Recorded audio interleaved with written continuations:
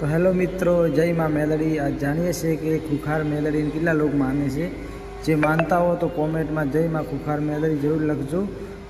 Video पूरो जोजो, अच्छो लगे तो लाइक करजो। जो माताजीना प्रवचन है तमे सांभळजो, माताजीना भुवा कहे छे।